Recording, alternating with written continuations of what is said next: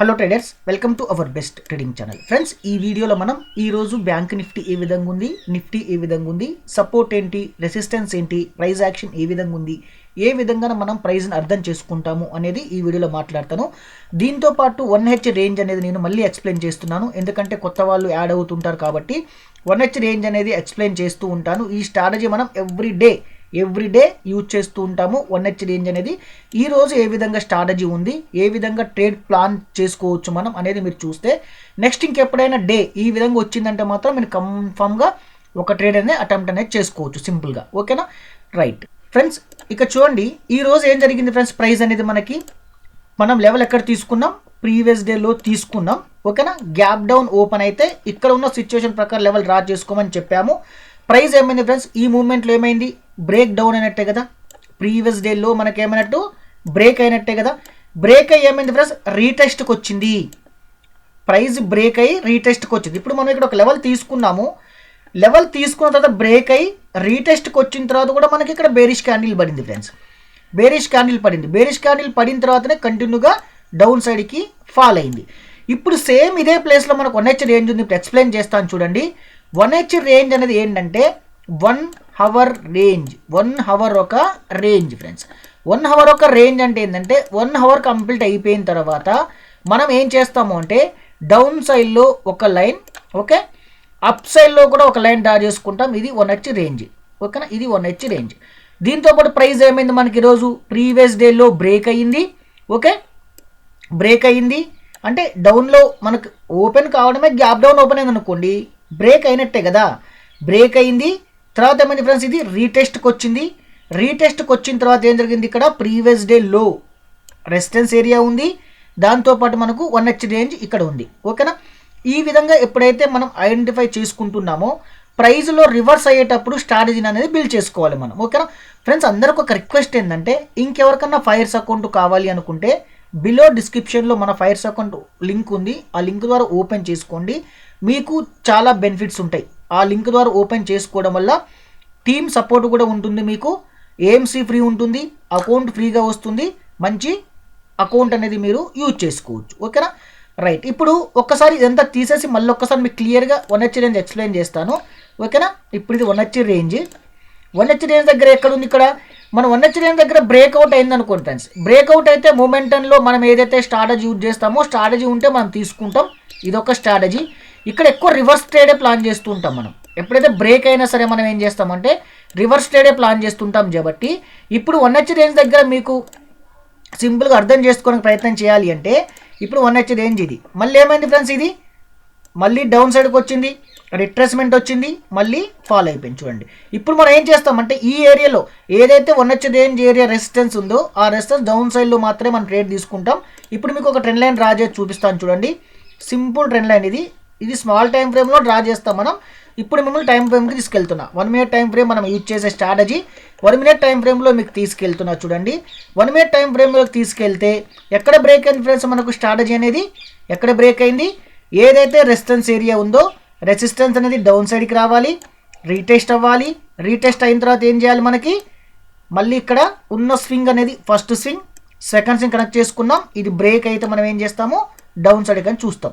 లేదు మీకు ఇక్కడ ఒక స్ట్రాటజీ వచ్చింది మన స్టడీ ప్రకారం ఆప్షన్ చార్ట్లో ఫ్రెండ్స్. ఆప్షన్ చార్ట్లో వచ్చింది అంటే ఇది ఎంట్రీ ఉంటుంది, ఇది స్టాప్ లాస్ ఉంటుంది. రివర్స్ అయితే ఏమైంది, ఇక్కడ ఈ స్టాప్ లాస్ అనేది హిట్ అయిపోయింది. ఎమ్మటే మనం ఏం చేస్తాం, ఇక్కడ 1H రేంజ్ ఉంది కాబట్టి 1H రేంజ్ వచ్చిన తర్వాత ఎప్పుడైతే రివర్స్ ట్రేడ్ అవుతుందో ఇక్కడ రివర్స్ ట్రేడ్ మాత్రమే తీసుకుంటాం. ఓకే, ఇక్కడ రివర్స్ ట్రేడ్ మాత్రమే తీసుకుంటాం 1H రేంజ్లో.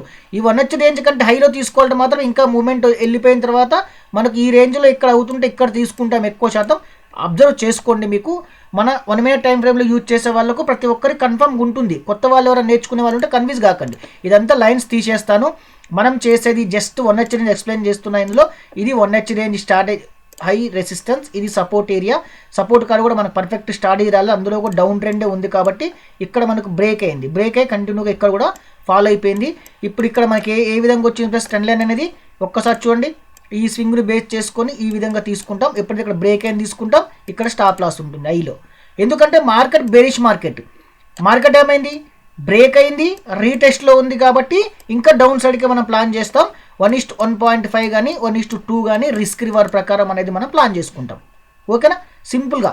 ఎందుకంటే రిస్క్ రివార్డ్ లేకుండా మన స్టాప్ లాస్ లేకుండా ట్రేడింగ్ అనేది చెయ్యం. ఓకేనా, ఇప్పుడు నెక్స్ట్ డే ట్రేడ్ చేయడానికి మనం ఇలా లెవెల్స్ అబ్జర్వ్ చేస్తే ఇప్పుడు మీకు సింపుల్గా చూపిస్తాను ఏ లెవెల్స్ మనం అబ్జర్వ్ చేయొచ్చు అనే దానికి వచ్చేస్తే మీరు చూడండి. ఇప్పుడు ఇక్కడ నేను ఇంపార్టెంట్ పెద్దగా ఏం లెవెల్స్ నేను మీకు చెప్పట్లేను. ఇక్కడ ప్రీవియస్ డే లో ఒకటి కంపల్సరీ తీసుకోండి, మళ్ళీ ప్రీవియస్ డే హై ఒకటి తీసుకోండి.